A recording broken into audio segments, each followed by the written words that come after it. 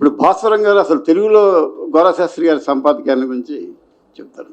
వేదిక మీద ఉన్న పెద్దలకి, వేదిక ముందు ఉన్న పెద్దలకి అందరికీ నమస్కారం. శ్రీనివాసరావు గారు ప్రత్యేకంగా అన్న ప్రశంసా వాక్యాలు వాస్తవం లేకపోయినా కూడా అభినందనలు చెప్తున్నాను. ఇప్పుడు విషయం పెద్దది. అంటే 40 సంవత్సరాలు గోరాశాస్త్రి గారు రాసినటువంటి సంపాదకీయాల గురించి చెప్పుకోబోతున్నాం. అంటే అన్నిటినీ గురించి కాకపోయినా కొన్నింటిని. అది 10 నిమిషాల్లో ఈ పత్రం 9 పేజీల పత్రం ఉంది. ఇది 10 నిమిషాల్లో చదవడానికి ప్రయత్నం చేస్తాను. 1-2 నిమిషాలు ఎక్కువైనా కూడా మన్నించాలని చెప్పి కోరుతున్నాను. సంపాదకీయాలు అసలు ఎందుకు, ఎవరు చదువుతారు అని ప్రశ్నించడం మొదలై చివరికి సంపాదకీయం లేకుండానే పత్రికను తెచ్చే కాలంలోకి మనం అడుగుపెట్టాం. ఈ దశలో గోరాశాస్త్రి గారి సంపాదకీయాల గురించి మనం ఈ రోజున మాట్లాడుకుంటున్న సంగతిని గుర్తుపెట్టుకోవాలి. కాలంతో పాటు మన ఆలోచనల్లో వచ్చిన మార్పే ఎందుకు కారణం కావచ్చు. గోరాశాస్త్రి గారు స్వాతంత్రోద్యమ కాలంలో జన్మించి ఆ ఉద్యమాన్ని చూస్తూ ఆ ఉద్యమం తాలూకు ఆదర్శాలను, దేశభక్తి పూరితమైన నాటి ఉద్వేగాలను రంగరించుకుంటూ పెరిగి ఆర్థికపరమైన నాటి కష్టాలు కడగండ్లలో నలిగి పత్రికా సంపాదకుడుగానే కాక ఒక విశిష్ట సంపాదకీయ రచయితగా స్థిరపడిన వ్యక్తి. సంపాదకుడి రూపంలో పత్రికకు కూడా ఒక వ్యక్తిత్వాన్ని కల్పించి శీలాన్ని అలవరచి స్ఫుటమైన గొంతును ఇవ్వగలిగిన అవకాశాన్ని ఆనాటి ప్రత్యేక దేశ పరిస్థితులు సృష్టించాయి. సంపాదకుడికి పత్రికకు మధ్య ఒక అద్వైతాన్ని అవి స్థాపించాయి. కానీ ఇప్పటి పరిస్థితులు వేరు. సంపాదకుడికి పత్రికకు మధ్య కాకుండా ఆ అద్వైత స్థితి ఇప్పుడు పత్రిక యజమానికి ఆయన అవసరాలకు మధ్య ఏర్పడింది. కనుక సంపాదకుడి ప్రాధాన్యంతో పాటు సంపాదకీయ ప్రాధాన్యము తగ్గిపోయింది. గోరాశాస్త్రి గారు సంపాదకీయాలను పరిశీలించినప్పుడు ఆనాటి దేశ వాతావరణం అర్థం అవడంతో పాటు అప్పటికి ఇప్పటికీ వచ్చిన మార్పు కూడా స్థూలంగా మనకి తెలుస్తుంది. అయితే కాలాన్ని కూడా జయించి కొన్ని లక్షణాలు యథావిధిగా కొనసాగుతూ ఉంటాయి. గోరాశాస్త్రి గారి సంపాదకీయాల ద్వారా ఆ సంగతి కూడా మనకు ఒక్కొక్కసారి చాలా ఆశ్చర్యకరంగా బోధపడుతూ ఉంటుంది. ఇందాక దాసు కేశవరావు గారు రిఫర్ చేశారు ఒక విషయం, అది కూడా నేను కూడా చెప్పబోతున్నాను. 1950 దశకం ప్రారంభం నుంచి తెలుగు స్వతంత్రంలోనూ, ఆ తర్వాత 1970 దశకం చివరి వరకు ఆంధ్రభూమిలోనూ ఆయన రచించిన అసంఖ్యాక సంపాదకీయాల్లో కొన్నిటిని పరిశీలించే అవకాశం నాకు కలిగింది. ముందుగా నన్ను ఆకట్టుకున్నదే గాక ఆశ్చర్యం కలిగించినది ఆయన భాష. అంతటి సరళమైన, అంతటి జవజీవాలు నిండిన, అంతటి ఆధునిక అభివ్యక్తి కలిగిన భాషను ఆయన సమకాలీకులైన సంపాదకీయ రచయితల్లో కానీ ఆ తరువాతి వారిలో కానీ ఎక్కువ మందిలో నేను చూశానని చెప్పలేను. ఆయన ఇంగ్లీష్లో కూడా సంపాదకీయాలు రాసేవారు కనుక పదప్రయోగంలోనూ వాక్య నిర్మాణంలోనూ వక్రోక్తి లేదా వ్యంగ్యచాలనంలోనూ ఆ ఆంగ్ల అభివ్యక్తి తెలుగు సంపాదకీయాలకు పాకి ఒక కొత్త నడకను, నాజూకును తెచ్చినట్టు కనిపిస్తుంది. భావంతోనూ అర్థంతోనూ తులతూగే మాటలు, పదాల మేళవింపులు గోరాశాస్త్రి గారి కలం నుంచి ఒక్కొక్కసారి మెత్తగా, ఒక్కొక్కసారి పరుషంగా జాలువారుతూ మనల్ని మోహ పెడతాయి. ఏకశృతిలో దూకే జలపాతాన్ని తలపిస్తాయి. విషయానికి వస్తే ఆంధ్ర రాష్ట్ర అవతరణ, రాజధాని నిర్ణయం, ఆంధ్రప్రదేశ్ ఆవిర్భావం, కేంద్రంలో నెహ్రూ ఏలుబడి, కాంగ్రెస్ పార్టీ తీరుతెన్నులు, చైనా యుద్ధం, ఇందిరాగాంధీ పాలన, ఎమర్జెన్సీ విధింపు, జనతా పార్టీ ప్రభుత్వం వగైరా అనేక కీలక పరిణామాల మీదుగా గోరాశాస్త్రి గారి సంపాదకీయాలు సాగి అంతిమంగా 3.5 దశాబ్దాల దేశ రాష్ట్ర చరిత్రను వ్యాఖ్యాన రూపంలో నమోదు చేస్తాయి. ఈ రోజున మనలో చాలామంది అందమైన రంగుల చిత్రంగా ఊహించుకునే 70 ఏళ్ల వెనకటి పరిస్థితులను గోరాశాస్త్రి సంపాదకీయాలు బ్లాక్ అండ్ వైట్లో చూపిస్తూ మన ఊహలకు షాక్ ఇస్తాయి. మనం ఈ రోజున ఎంతో ఆదర్శప్రాయులుగా, స్వచ్ఛ చరిత్రలుగా భావించుకునే ఎందరో నాయకులను కూడా ఆయన నలుపు తెలుపుల్లో చూపిస్తారు. 1950 డిసెంబర్ 4న తెలుగు స్వతంత్రంలో ఊసరవెల్లి రాజకీయాల శీర్షికతో ఆంధ్ర రాష్ట్ర రాజకీయాల గురించి రాసిన ఆయన సంపాదకీయం ఇలా ప్రారంభమవుతుంది. ఆంధ్ర రాష్ట్రాన్ని ప్రారంభ దశలోనే దుష్టగ్రహ కూటాలు ఆవహించాయి. ఒక్క మాట పైన నిలబడలేని రాజకీయ వర్గాలు అటు ఇటు పరవళ్లు తొక్కి రాజధాని నిర్ణయ కార్యక్రమాన్ని హాస్యాస్పదం చేశాయి. శాసనసభ నియమాలలో కీలకాలు మర్మాలు తెలియని ప్రతిపక్షుల్ని పిల్లి మొగ్గులు వేయించి పబ్బం గడిపేసింది ప్రభుత్వం. ఆంధ్ర రాష్ట్రానికి రాజధాని నగరాన్ని నిర్ణయించడం కోసం ఇప్పటికి 3 సార్లు శాసనసభ్యులు పుష్కలంగా భత్యాలు తీసుకుని వచ్చారు. 3 సార్లు రసాభాస చేసి నిర్ణయానికి రాలేక కండువాలు దులుపుకుని లేచిపోయారు. అప్పట్లోనే ఆయన ప్రతిపక్షులనే ప్రయోగం చేయడం అబ్బురంగా అనిపిస్తుంది. ప్రతిపక్షులు అన్నారు ఆయన 50s. ముఖ్యమంత్రి పదవి కోసం ప్రజా సోషలిస్టు పార్టీని నట్టేట ముంచేశారు ప్రకాశం గారు. రాయలసీమలో సంజీవరెడ్డి గారి స్థానబలం హరించాలని కృషి చేశారు రంగా గారు. మొదట తిరుపతిలో రాజధాని స్థాపించాలని వాదించిన రంగా గారి పార్టీ మంత్రివర్గంలో స్థానం కోసం కర్నూలుకు ఒప్పుకున్నారు. తర్వాత కొత్తపాట అందుకుని విజయవాడ, గుంటూరులో రాజధాని ఉండాలన్నారు. రాజధాని ఆయుధాన్ని, మంత్రి పదవిని ప్రయోగించి రంగా గారి పార్టీని ఛిద్రం చేశారు సంజీవరెడ్డి గారు అంటూ ఆనాటి ప్రముఖ నాయకుల మీద కూడా చురకలు వేస్తూ సాగుతుంది సంపాదకీయం. చివరగా ఇటువంటి కుతంత్రాలతో క్షణక్షణం ఎదుర్కోవలసిన గండాలతో ఆంధ్ర రాష్ట్ర పాలన ఎలా సాగుతుందో ఎవరికీ తెలియడం లేదు అంటారు. గోరాశాస్త్రి గారి సంపాదకీయాలు కేవలం నిర్భీతి, నిర్మోహమాట నిండిన ఆయన వ్యక్తిత్వం నుంచి, భాషా శైలి, బహుముఖ అవగాహన నుంచే కాక మరెన్నో కోణాల నుంచి కూడా ఆసక్తి కలిగిస్తాయి. వాటిని కూడా మధ్య మధ్య స్పృశించకుండా ఉండలేము. ఉదాహరణకు పైన ఒకసారి ప్రస్తావించుకున్నట్టు గత 70 ఏళ్లలోనూ కాలాన్ని కూడా జయించి కొన్ని లక్షణాలు ఇప్పటికీ ఎలా కొనసాగుతున్నాయో ఆయన సంపాదకీయాల ద్వారా అర్థమవుతుంది.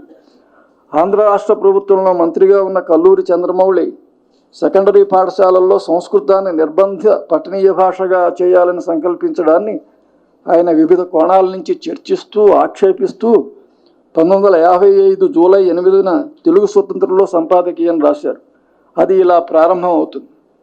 ఉద్వేగానికి లోనైన వ్యక్తి స్థిమితంగా ఆలోచించగలగడం కష్టం. ఆ వేళల్లో ఆ వ్యక్తి చేసిన ప్రసంగాలు, వ్రాసే వ్రాతలు హేతువాదానికి, విషయ పరిశీలనకు కొంచెం దూరంగా ఉంటాయి. అదే మాదిరి ఉద్వేగం ఆవహించిన వారిని ఆకర్షిస్తాయి కానీ సత్ఫలితాలను సాధించవు. విశేషం ఏమిటంటే ఇన్నేళ్ల తర్వాత కూడా ఈ మాటల్ని మరింత గట్టిగా చెప్పుకోవలసిన స్థితిలో మనం ఉన్నాం. ఆయన ఇంకా ఇలా అంటారు: పరిపాలనా వ్యవహారాలలో వ్యక్తుల సొంత అభిప్రాయాలకు చోటు లేదు, సొంత అభిరుచులకు అసలే స్థానం లేదు. అధికారికి భరతనాట్యం మీద మక్కువ ఎంతగా ఉన్నా తన అధికారం కింద ఉన్న వారందరినీ భరతనాట్యం నేర్చుకోమని బలవంతం చేయడానికి ఏమాత్రమూ హక్కు లేదు. వ్యక్తి సొంత అభిరుచులు వేరు, పరిపాలనా రంగం, అక్కడి సమస్యలు, వాటి పరిష్కార మార్గాలు అవి వేరు. ఈ రోజున నిత్యం ఎన్నెన్ని సందర్భాలలో ఈ హితవాక్యాలను దృష్టిలో ఉంచుకోవలసి ఉంటుందో ప్రత్యేకించి చెప్పనవసరం లేదు. ఆయన ఇంకా ఇలా రాస్తారు: మంత్రి శ్రీ కల్లూరి చంద్రమౌళి గారు విద్యావంతులు, సాహితీ ప్రియులు, జీర్ణ దేవాలయాలన్నా సంస్కృత భాష అన్నా గాఢమైన అభిమానం కలవారు. మంచిదే, అందుకెవరికీ ఆక్షేపణ ఉండకూడదు. అలాగే భారతీయ సంస్కృతి పునరుద్ధరించబడాలని వారి అభిలాష. దానితోనూ ఎవరికీ పేచీ ఉండకూడదు. ఇండియాలో బౌద్ధ మతాన్ని పునర్వికసింపజేయాలని శ్రీ అంబేద్కర్ వారు ప్రయత్నిస్తున్నారు. అలాగే ఎవరి అభిరుచి వారిది, ఎవరి ప్రబోధాలు వారివి. కానీ వాటికి పరిపాలనా విధానాలకు ముడిపెట్టేసరికి చిక్కు వస్తుంది. సొంత అభిరుచిని ప్రజా సమస్యగా మార్చడానికి ప్రయత్నం చేస్తే అప్పుడు సమస్యను విలువ కట్టే పడిగట్టురాళ్లు మారిపోతాయి. ప్రజాహితం దృష్ట్యా ఆ సమస్యను పరిశీలించవలసి ఉంటుంది. సొంత అభిరుచులకు, అనేక వర్గాలకు చెందిన ప్రజలకు ప్రాతినిధ్యం వహించే పరిపాలనకు మధ్య పాటించవలసిన హద్దులు పూర్తిగా చెరిగిపోతున్న నేటి వాతావరణం నుంచి చూసినప్పుడు పైన పేర్కొన్న గోరాశాస్త్రి గారి వ్యాఖ్యలలో తొంగి చూస్తున్న ప్రజాస్వామిక పరిణతి, లోచూపు ఎంతో అపురూపంగా తోస్తాయి. ఆయన ఇంకా ఇలా అంటారు: తిట్టు కవిత్వం హేతువాదం కానేరదు. తన అభిప్రాయంతో ఏకీభవించిన వారు అంతా సంస్కారహీనులే అని మంత్రి గారు భావిస్తే సంస్కారం అనే పదానికి మంత్రి గారు ఇచ్చే నిర్వచనం చాలా వింతైనదిగా ఉండాలి. సంస్కృత భాష వల్ల ఇటువంటి సంస్కృతే కాపాడబడి ఇటువంటి అసహన ప్రదర్శనలే ప్రోత్సహింపబడితే ఆ సంస్కృతిని కాపాడడం అనవసరం. కాగల కార్యం గంధర్వులు తీరుస్తారన్నట్టు భారతీయ సంస్కృతిని రక్షించే బాధ్యత చారిత్రక పరిణామానికి విడిచిపెట్టి ఇప్పుడు మన అవసరాలు ఏమిటో గుర్తించి వాటి కోసం కృషి చేయడం యుక్తం అనేవి గోరాశాస్త్రి గారి మాటలు. 1950లలో ఆయన రాసిన ఈ మాటలు ఇప్పుడు ఇంకెంత శిరోధార్యాలో ఎవరికి వారే గమనించవచ్చు. శాసన మండలిని లేదా కౌన్సిల్ను ఆనాడే 6వ వేలుగా భావించిన సంగతిని 1958 జూలై 12న తెలుగు స్వతంత్రంలో ఆయన రాసిన సంపాదకీయం వెల్లడిస్తుంది. ఎందరికో ఉన్నది కాబట్టి మనకు ఉండాలనే వాదన మన సరదాను వెల్లడి చేస్తుంది కానీ దాని అవసరాన్ని రుజువు చేయదు. ఎగువ సభ అవతరింపజేయడంలో అధికారంలో ఉన్న కాంగ్రెస్ పార్టీ అసలు ఉద్దేశాలు వేరు.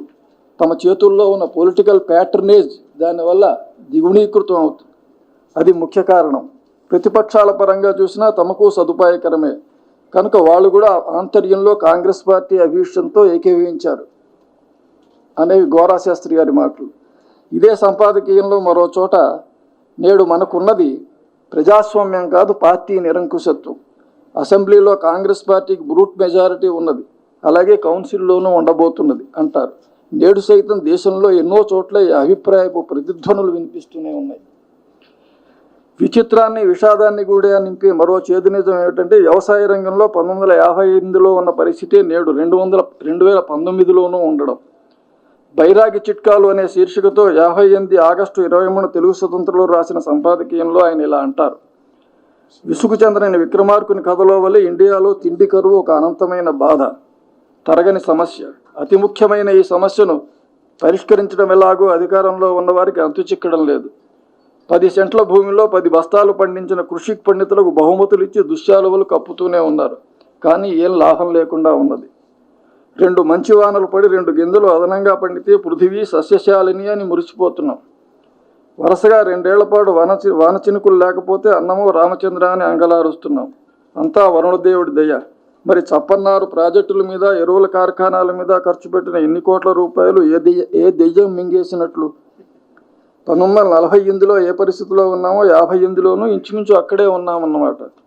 ఇంతవరకు జరగబోతున్న సంస్కరణలన్నీ మేడిపండు సంస్కరణలే అయ్యాయి. జనాభాలో 100కి 14 మంది మాత్రమే వ్యవసాయ రంగంలో ఉన్న అమెరికాలో వ్యవసాయోత్పత్తి దేశావసరాన్ని మించి 10ంతలుగా జరుగుతోంది. 100కి 80 మంది అంటిపెట్టుకున్న మన వ్యవసాయ రంగం అవసరానికి కావాల్సినంత ఉత్పత్తి చేయడం లేదు. ఇవే గాక అదనంగా ఇలాంటి మాటలే మరెన్నో ఈ రోజున చెప్పుకుంటున్నాం. అది విశేషం. ఉష్ట్రపక్షుల సమావేశం అనే శీర్షికతో ఆయన తెలుగు స్వతంత్రంలో రాసిన సంపాదకీయాన్ని చూస్తే 1958 నాటికే కాంగ్రెస్ పార్టీ సమావేశాలు తంతుగాను, మొక్కుబడిగాను, క్రియకు దూరమైన ఊకదంపుడు ఉద్ఘాటనలుగాను మారిపోయినట్టు తెలుస్తుంది. ఆయన ఇలా రాస్తారు: గాంధీజీకి ఆధ్యాత్మికంగా వారసులైన కాంగ్రెస్ గోత్రీకులు కిందటి వారం అఖిల భారత కాంగ్రెస్ కమిటీ పేరిట హైదరాబాద్లో సమావేశమైనారు. శంకరాచార్యుల వారి పీఠం కదిపితే ఎంత ఖర్చో కాంగ్రెస్ పీఠాధిపతులు సమావేశమైతే అంతకు 10 రెట్లు ఖర్చు. ముచ్చటగా 3 రోజుల ధర్మాసనం మీద కూర్చుని వీణుల విందైన తీర్మానాన్ని కొన్ని బనాయించి లోకులకు వినిపించారు. స్వతంత్రం వచ్చిన తర్వాత అంత స్వల్పకాలంలోనే ప్రణాళికల అమలు మీద పెదవి వీర్పు మొదలైన సంగతి కూడా ఈ సంపాదకీయం ద్వారా అర్థమవుతుంది. 2 ఉద్ధరించారు కనుక 3వ ప్రణాళికలు ఎలా ఉద్ధరించారో దీర్ఘంగా ఆలోచించారని గోరాశాస్త్రి గారి విసులు. నెహ్రూపై కూడా చురక వేస్తూ సమయానుకూలంగా నెహ్రూ సనాతనవాది, సంప్రదాయాలను క్రమపరిణామాన్ని సమర్థిస్తారు. అదే నెహ్రూ ఇంకొక రకపు అవసరం వస్తే ఈ డైనమిక్ ప్రపంచంలో మనం డైనమిక్గా ఆలోచించాలి, డైనమిక్గా ఆచరించాలి. ఇది పరమాణు యుగం, అనుక్షణము ప్రపంచంలో విప్లవాత్మకమైన మార్పులు వస్తున్నాయి, వాటితో పాటు నడవకపోతే మనం వెనకబడిపోతాం అంటుంటారని ఆక్షేపిస్తారు.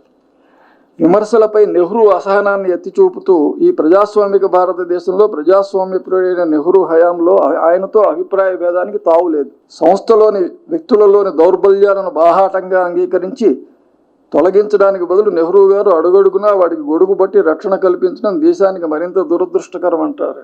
ఎన్నెన్నో సమస్యలు పేరుకుపోయి ప్రజా జీవితాన్ని ఉక్కిరిబిక్కిరి చేస్తున్నా వాస్తవికాన్ని ఎదుర్కోకుండా పాలకవర్గపు ప్రతివాదులు ఉష్ట్రపక్షుల వలె భ్రాంతి అనే ఇసుకలో తలదూర్చేసి దేశం అత్యద్భుతంగా పురోగమిస్తోందని సంతోషిస్తూ స్నేహపూర్వకమైన విమర్శను సైతం సహించలేకుండా ఉన్నారని అధికారానికి వంతపాడే పత్రికల బుర్రకథ దళం కాంగ్రెస్ ఏం చేసినా హర్షణీయం, సముచితం, సమర్థనీయం అంటోందనే గోరాశాస్త్రి గారి వ్యాఖ్యలలో అచ్చంగా నేటి పరిస్థితుల ప్రతిబింబాన్ని సైతం స్పష్టంగా చూడొచ్చు.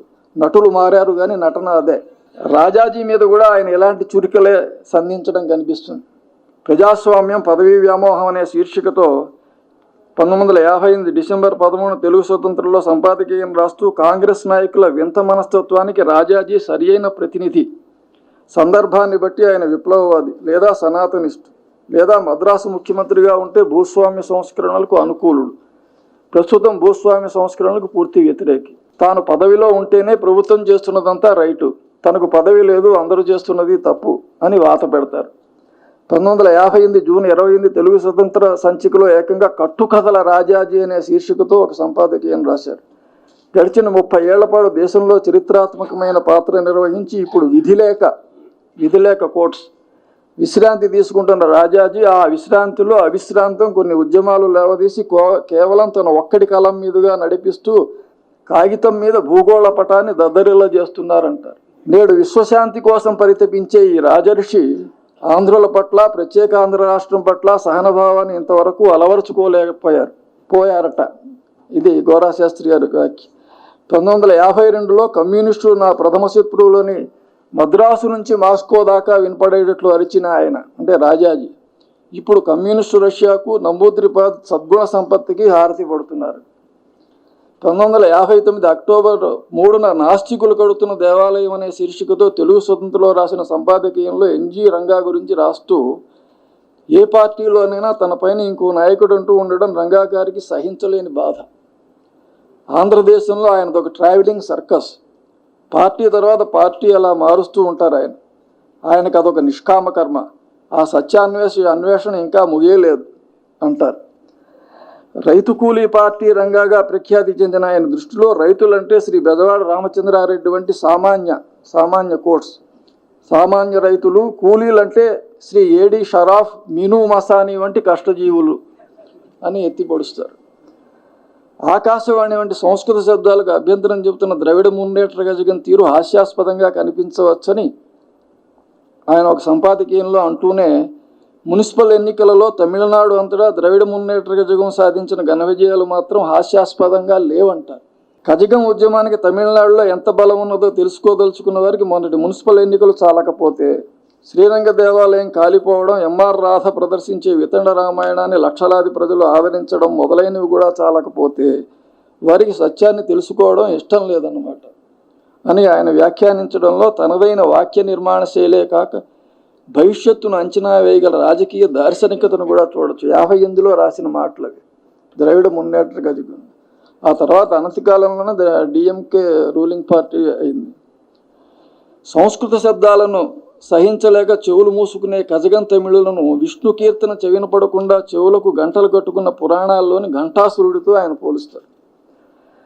ధర్మకర్తల వ్యక్తిస్వామ్యం అనే శీర్షికతో తెలుగు స్వతంత్రంలో 59 ఆగస్టు 8న ఆయన రాసిన సంపాదకీయంలో కూడా ఆయనలోని దార్శనికత, దేశ ఆర్థిక గమనంపై ఆయన ఆలోచన సరళి వ్యక్తమవుతాయి. అవసరమైనప్పుడు నెహ్రూపై విమర్శలు సంధిస్తూనే ఆయన నాయకత్వానికి ప్రత్యామ్నాయం అప్పటికి ఇంకా అవతరించిన సంగతిని ఆయన అంతే నిష్పాక్షికంగా నిర్మోహమాటంగా ఎత్తి చూపుతారు. ఆయన వ్యాఖ్య ఇలా ఉంటుంది: ఆర్థిక రంగంలో నిర్నిబంధమైన వ్యక్తి స్వేచ్ఛ, ధర్మకర్తృత్వ సిద్ధాంతం ఈ రెండింటినీ ఊతగా కొన్న స్వతంత్ర పార్టీ ఎటువంటి వర్గాలను తండోపతండాలుగా ఆకర్షిస్తోందో కిందటి వారం బొంబాయిలో జరిగిన ఆ పార్టీ సదస్సు రుజువు చేసింది. నెహ్రూ నాయకత్వానికి ప్రత్యామ్నాయం సర్ హెచ్పి మోడీలు, ఏడి షరాఫ్లు, ఎంఆర్ మసానీలు, ఇంకా దేవుడు మేలు చేస్తే భారతీయ విద్యా భవనపు హెడ్ పూజారి కేఎం మున్షీలు వీళ్లే అయితే, అంటే కేఎం మున్షీని ఆయన భారతీయ విద్యాభవన్ హెడ్ పూజారని అనడం గమనించాలి. వీళ్ళే అయితే అటా ఇటా అని తేల్చుకోవడానికి సామాన్య ప్రజలు క్షణం కూడా పట్టదు అంటారు.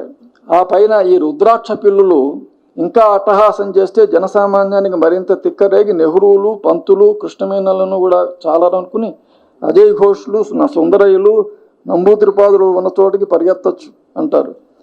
ఆ విధంగా కమ్యూనిస్టుల పట్ల తన వ్యతిరేకతను చాటుకుంటూనే ఈ యంత్రయుగంలో ఇండియా వంటి వెనకబడిన దేశంలో ఇక్కడున్న ప్రత్యేక పరిస్థితుల రీత్యా సోషలిజం వినా గత్యంతరం లేదని తీర్మానిస్తారు. భోజనాన్ని గర్హించి భజన చేసుకోవడం ఆధ్యాత్మికంగా గొప్పదే కావచ్చు, కానీ ఆ సత్యాన్ని సుష్ఠుగా భోజనం చేసిన తర్వాత కానీ గ్రహించడం కష్టం అంటూ నేల విడిచి సాము చేసి ధోరణులను గర్హిస్తారు. అంతకంటే ముఖ్యంగా యుగధర్మాన్ని, సమకాలీన సమాజపు అవసరాలని అనుసరించి ఆర్థిక వ్యవస్థలు కూడా తప్పనిసరిగా మార్పు చెందుతాయనడంలో సైద్ధాంతిక పిడివాదాలకు చోటివ్వని సడలింపు ధోరణితో కూడిన ఆయనలోని ఆచరణశీల తాత్వికత వ్యక్తమవుతుంది. సోషలిజం వినా గత్యంతరం లేదంటూనే ప్రముఖ సోషలిస్టు నాయకుడు డాక్టర్ రామ్ మనోహర్ లోహియాపై ఆయన ఆక్షేపణల మేకులు చెక్కిన తీరు చెప్పుకోదగినదే. సోషలిస్టు పార్టీ జారీ చేసిన ఒక కరపత్రంలో ఇంగ్లీషు భాషను కాంగ్రెస్ ప్రభుత్వం రూపుమాప కోట్స్ లేదని చేసిన ఆరోపణను ఆయన ప్రస్తావిస్తూ హిందీ భాషను అధికార భాషను చేయడం, ప్రాంతీయ భాషను అభివృద్ధి చేయడం అంతవరకే కోరడం ఎవరికైనా సమంజసం అనుకున్న డాక్టర్ లోహియా గారి పార్టీ దానితో సంతృప్తి పడదు, ఆ భాషను రూపుమాపాలి. ఇది ఆయన ఆశయం అంటారు గోరా శాస్త్రి. లేక ఆ ఆశయం ఆ కరపత్రాన్ని రచించిన సోషలిస్టు బృహస్పతిదా అని ప్రశ్నిస్తారు. ఇంకా ఇలా అంటారు, అక్షరాలను చెరిపేసే ఉద్యమం ఆ మధ్య లక్నోలో నడిపించిన డాక్టర్ గారు ప్రస్తుతం సికింద్రాబాద్లో ప్రారంభించారు. అక్షరాలను చెరిపేసిన రంగులు తీసుకుని 10 మంది వెంట రాగా భావి భారత ప్రధాని కోట్స్ అంటే ఆ విధంగా అంతకుముందు జరిగిన ఒక సభలో ఒక సోషలిస్టు నాయకుడు లోహియాని సంబోధించాట. అందుకని ఆ సంబోధన నేను ప్రస్తావిస్తూ, నిచ్చెన రంగులు తీసుకుని 10 మంది వెంట రాగా భావి భారత ప్రధాని సికింద్రాబాద్ వీధుల్లో సైన్ బోర్డులు తుడిపించేస్తూ మధ్య మధ్య పత్రికా ప్రతినిధులతో ఇంగ్లీష్లో ముచ్చడిస్తూ ఉంటే, అలనాడు గాలి మిల్లులతో యుద్ధం చేసిన డాన్ క్విగ్సాట్ ప్రేక్షకులలో చాలామందికి జ్ఞాపకం వచ్చాడు. అంటే ఆయన ఇంగ్లీషు అక్షరాలని చేరిపేయడానికి ఉద్యమించి ఆయన మధ్యలో పాత్రికేయులతో ఇంగ్లీషులో ముచ్చడిస్తూ కాలక్షేపం చేశారట. ఆ తర్వాత గోరా శాస్త్రి గారి ప్రశ్న ఏంటంటే, అయితే డాక్టర్ గారు మ్యాన్ కైండ్ అనే మాసపత్రికని హైదరాబాద్ నుండి ఇంగ్లీష్లో నడుపుతున్నారేమిటి, ఆ పత్రికలోని ఇంగ్లీష్ అక్షరాల మాట ఏమిటి అని అంటారు. గోరా శాస్త్రి గారి వాక్యాలు అనేక చోట్ల, ఇంకా 2 పేజీలో ఉన్నాయి పూర్తి చేస్తాను. గోరా శాస్త్రి గారి వాక్యాలు అనేక చోట్ల కోటబుల్గా కనిపిస్తాయి. చక్కని నుడికారాన్ని మేళవించిన ఉపమానాలు అలవోకగా దొల్లిపోతాయి. ఒక తులం సాధించి 10 మణుగుల ప్రచారాన్ని పొందాలనే తహతహ వెరితలులు వేస్తున్నది అని ఒక చోట అంటారు. కొన్ని ఆశయాల కోసం జీవించే వ్యక్తి జీవితంలో ప్రతిదినము ఫలప్రదం కానేరదు. అలాగే వెలువడే ప్రతి సంచికలో ప్రతి కూడా రసోదయంగా ఉండకపోవచ్చు అని పాఠకులకు లేఖ అనే శీర్షికతో రాసిన సంపాదకీయంలో అంటారు. దేబర్ అంటే అప్పుడు కాంగ్రెస్ అధ్యక్షుడు, దేబర్ శుద్ధ అసమర్థుడు. నెహ్రూ గారి నీడ ఎటు కదులుతుందో అటే కదిలి అందులోనే అడుగులు వేసుకుంటూ బతకడం తప్ప స్వయం వ్యక్తిత్వం లేనివాడు.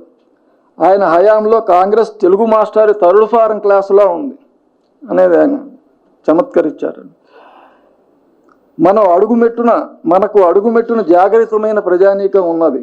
పైమెట్టున నెహ్రూ వంటి నాయకుడు ఉన్నాడు, మధ్యనున్నవన్నీ జారుడు మెట్లు అంటారు పండిత నెహ్రూ అనే శీర్షికతో 58 మే 3న రాసిన సంపాదకీయంలో. అధికారం ఉన్న చోటనే అధికార దుర్వినియోగానికి అవకాశం ఎక్కువ. పంచాయతీ సమితిని చేజిక్కించుకుంటే కల్పవృక్షాన్ని పెరట్లో పాతేసినట్లే అని ఇంకో ప్రయోగం. తర్వాత పంచాయతీ అధ్యక్షుల గురించి, పంచాయతీ అధ్యక్షుని ఎన్నిక అదొక పాతాళ హోమం. అందులో వేలంపాటలు, బెదిరింపులు, సభ్యులను ఎత్తుకుపోయి దాచేయడం ఇవన్నీ సర్వసామాన్యం అంటారు మేడిపండు ప్రజాస్వామ్యం అనే సంపాదకీయంలో. తగిన తెలుగు మాటలు అందుబాటులో ఉన్న అక్కడక్కడ ఆంగ్ల పదాలు యథేచ్ఛగా వాడడం గోరా శాస్త్రి గారి సంపాదకీయాల్లో కనిపిస్తుంది. మొదట్లోనే చెప్పినట్టు ఆయన సంపాదకీయాల్లో మనల్ని విశేషంగా ఆకట్టుకునేది, ఆశ్చర్యపరిచేది 70 ఏళ్లకు పైబడిన కాల వ్యవధి మీదుగా నేటికి ప్రవహిస్తున్న వస్తుపరమైన ఒక నిరంతరాయత, కంటిన్యూటీ. ఇందాక కేశవరావు గారు దాన్ని ప్రస్తావించారు. 1950ల ప్రారంభం నుంచి తెలుగు స్వతంత్రంలోనూ, ఆ తర్వాత 77లో ఎమర్జెన్సీ ఘట్టం ముగిసి జనతా పార్టీ ప్రభుత్వం ఏర్పడే వరకు ఆంధ్రభూమిలోనూ ఆయన రాసిన అనేక సంపాదకీయాల్లో కాంగ్రెస్ పార్టీలో విలువల పతనం గురించిన విమర్శ దండలో దారంలా కొనసాగుతూ ఉంటుంది. అన్ని సంపాదకీయాల్లో ఆయన రాసిందంతా అదే. 2019లో ఈ క్షణాన్ని కూడా కాంగ్రెస్ పతనము, క్షీణతే యావత్ దేశ స్థాయిలో చర్చనీయం అవడం చూస్తున్నాం. అప్రజాస్వామికతతో సహా ఏ లక్షణాలు కాంగ్రెస్ పతనానికి కారణమయ్యాయో అవే లక్షణాలు ఇప్పటి కాంగ్రెసేతర ప్రభుత్వాల విషయంలోనూ సరిగ్గా అలాగే చర్చకు రావడం చూస్తున్నాం. ఇంకా ఎక్కువగా వివరించాల్సిన అవసరం లేదు. ఇంకా ఎంత సూక్ష్మ స్థాయిలో పోలిక కుదురుతున్నదంటే, జనతా పార్టీ ప్రభుత్వం రూపంలో కేంద్రంలో కీలకమైన పరివర్తన రావడంతోనే ఉత్తరాదిన అప్పటికి కాంగ్రెస్ అధికారంలో ఉన్న 9 రాష్ట్రాల్లో అసెంబ్లీలను రద్దు చేసి కొత్తగా ప్రజల తీర్పు కోరాలని అప్పటి హోంమంత్రి చరణ్ సింగ్ ఆ రాష్ట్రాల ముఖ్యమంత్రులకు లేఖ రాశారు. ఈ రోజున ఇంకొక రూపంలో సరిగ్గా ఇదే జరుగుతుంది. 1977 ఏప్రిల్ 15న విధానసభల ఎన్నికల సమస్యనే శీర్షికతో ఆంధ్రభూమిలో తను రాసిన సంపాదకీయంలో, కేంద్రంలో ఏ పార్టీ అధికారంలో ఉంటే రాష్ట్రాల్లో కూడా అదే పార్టీ అధికారంలో ఉండాలనే సిద్ధాంతం మంచిది కాదనిపిస్తున్నదని రాసిన గోరా శాస్త్రి గారే ఏప్రిల్ 20న తప్పనిసరి నిర్ణయం అనే శీర్షికతో రాసిన సంపాదకీయంలో కొత్తగా తీర్పును కోరాలంటూ ముఖ్యమంత్రులకు చరణ్ సింగ్ రాసిన లేఖను సమర్థించడం కొంచెం ఆశ్చర్యం కలిగిస్తుంది. ఫెడరల్ రాజ్యాంగ స్వభావాన్ని నొక్కి చెబుతున్న నేటి దృక్కోణాన్ని చూసినప్పుడు ఏ విషయంలో అయినా అధికారం కేంద్రానిదేనన్న వైఖరిని ఆయన తీసుకోవడం కూడా అంతే ఆశ్చర్యం కలిగిస్తుంది. ఏప్రిల్ 26న చుక్కాని తిప్పలేని పరిస్థితి అనే శీర్షికతో రాసిన సంపాదకీయంలో రాజ్యాంగంలోని ఆర్టికల్ 356 ప్రకారం రాష్ట్ర అసెంబ్లీలను రద్దు చేసే అధికారం రాష్ట్రపతికి సంపూర్ణంగా ఉంది. అది తిరుగులేని అధికారం అని కూడా ఆయన ఉగ్గడించడం మరింత వింత గొలుపుతుంది. అదే సమయంలో కేంద్ర రాష్ట్ర సంబంధాలు సాఫీగా నడిచిపోయే సంప్రదాయాలు ఏర్పడాలి. ఏ విషయంలోనైనా అంతిమాధికారం కేంద్రానిదే కానీ రాష్ట్ర ప్రభుత్వాలు కూడా స్వేచ్ఛగా వ్యవహరించగలగాలి అనడంలో అసలు సమస్య పట్ల ఆయనకున్న అవగాహన, ముందు చూపు వ్యక్తమవుతాయి. దరిమిలా కేంద్ర రాష్ట్ర సంబంధాలు ఎలా ఉండాలో సూచించమని కోరుతూ 1983లో అప్పటి రాజీవ్ గాంధీ ప్రభుత్వం సర్కారియా కమిషన్ ఏర్పాటు చేసింది. అంటే సర్కారియా కమిషన్ ఏర్పాటు చేయడానికి చాలా ముందే కేంద్ర రాష్ట్ర సంబంధాల విషయంలో ఇటువంటి ఒక స్టడీ ఉండాలని ఆయన రాశారు. గోరా శాస్త్రి గారి సంపాదకీయాల్లో చటుక్కును కనిపించే మరో అంతుపట్టని వైరుధ్యం ఏమిటంటే, అంతవరకు ఇందిరాగాంధీ ప్రభుత్వానికి ఎమర్జెన్సీ విధింపునకు అనుకూలంగాను జయప్రకాష్ నారాయణ ఉద్యమానికి వ్యతిరేకంగాను రాస్తూ వచ్చిన వ్యక్తి జనతా ప్రభుత్వం అవతరించగానే ఇందిరాగాంధీని, కాంగ్రెస్ను విమర్శిస్తూ జనతా ప్రభుత్వాన్ని, జయప్రకాష్ నారాయణను ప్రస్తుతించడం, ఇది కూడా మనం చెప్పుకోవాల్సిన విషయం. వెలుగు చీకటి అని, మంచి చెడు, తెలుపు నలుపు అన్నీ ఉన్నట్టుగానే గోరా శాస్త్రి గారిలో ఈ షిఫ్ట్ ఈ ఆశ్చర్యం కలిగిస్తుంది. అయితే మరీ లోతుగా అధ్యయనం చేస్తే తప్ప ఇలాంటి అంశాలపై ఒక నిర్ధారణకు రాకూడదు. నిజంగా కూడా గోరా శాస్త్రి గారి సంపాదకీయాలు మరిన్ని కోణాల నుంచి మరింత గాఢంగా అధ్యయనం చేయవలసినవి. ఇక్కడే ఇంకొక విషయం కూడా చెప్పుకోవాలి. ఆయన వ్యక్తుల గురించి రాసినా, వ్యవస్థల గురించి రాసినా వాటిని నాణ్యానికి ఒకవైపుగానే చూడాలి. రెండో పక్క కూడా చూసినప్పుడే వ్యక్తులకు కానీ వ్యవస్థలకు కానీ న్యాయం జరుగుతుంది. అభిప్రాయ భేదాలు, అంచనాల తేడాలు ఎలాగూ ఉంటాయి. వాటిని అలా ఉంచితే గోరా శాస్త్రి గారి ఈ 100వ జయంతి సందర్భంలో ఆయన గురించి ఒకటి మాత్రం బోల్డ్ లెటర్స్లో చెప్పుకోవాలి. అత్యున్నత పీఠం మీద కూర్చున్న నెహ్రూ, ఇందిరాగాంధీతో సహా ఎవరినీ విడిచిపెట్టకుండా విమర్శలు, ఆక్షేపణలు రువ్వడంలో ఆయన చాటుకున్న నిర్భీతి, నిర్మోహమాటం, నిస్సంకోచం ఇప్పటికీ ఎప్పటికీ పత్రికా రచయితలకు దారిదీపాలు కావలసినవే.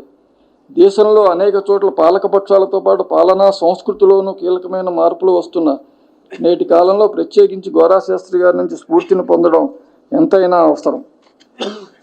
నాకు ఈ అవకాశం ఇచ్చినందుకు వయోధిక పాత్రికేయ సంఘం వారికి, సాహిత్య అకాడమీ వారికి కృతజ్ఞతలు తెలియపరుస్తూ ఇంతటితో విరమిస్తాను. థ్యాంక్స్.